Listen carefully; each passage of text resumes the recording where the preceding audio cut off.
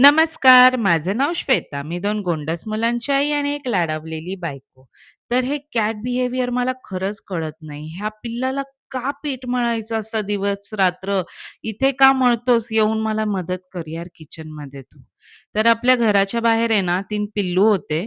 तर ते आता शिफ्ट झाले बिल्डिंगच्या खाली. त्यांना कोणीतरी हे कोझी-कोझी कुशन दिलंय आणि ते तिथे धमाचौकडी मचवत असतात दिवस-रात्र. त्यांना खाऊ आणून देतात सगळेजण आणि ते तिथेच एन्जॉय करतात.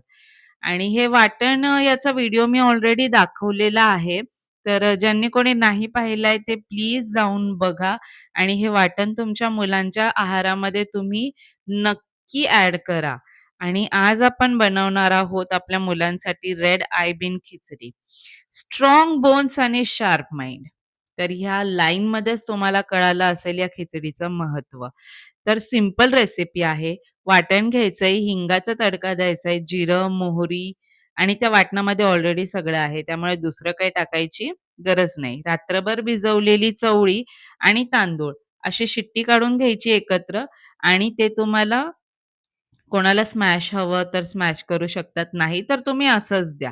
आणि ही खिचडी खूप फायबरयुक्त आणि खूप प्रोटीनयुक्त आहे आणि यामध्ये तुमच्या मुलांना इतकी एनर्जी मिळेल ना, ते तुमच्या डोक्यावर बसून तांडव करतील. त्यामुळे ही खिचडी जेव्हा तुम्ही द्याल, तेव्हा ही खिचडी तुमच्या 1 वर्षाच्या वरीलच मुलांना द्यायची आहे. 1 वर्षाच्या खालच्या मुलांना ही खिचडी अलाउड नाही.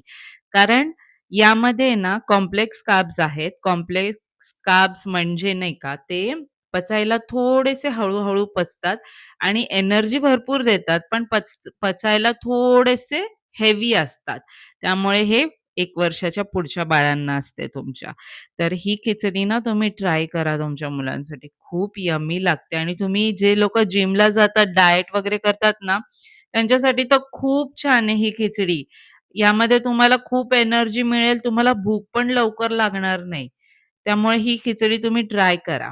आणि हे आपले पिल्लू ना, काही ना काही छोटी-मोठी मदत दोघांची बिचाऱ्यांची मला सुरूच असते. हे माझे सोनूले आहेत ना, एवढेसे दोघं जण स्वतःच्या हाताने खूप सारी कामं छोटी-छोटी करतात आणि मला खूप मदत करतात दोघं दिवसभर आणि त्रास देत नाही हां. कितीही एनर्जीचं खाऊ घाला त्यांना, त्यांना जितका द्यायचा तितकाच त्रास देतात ते. आता आपण उद्या भेटू. बाय.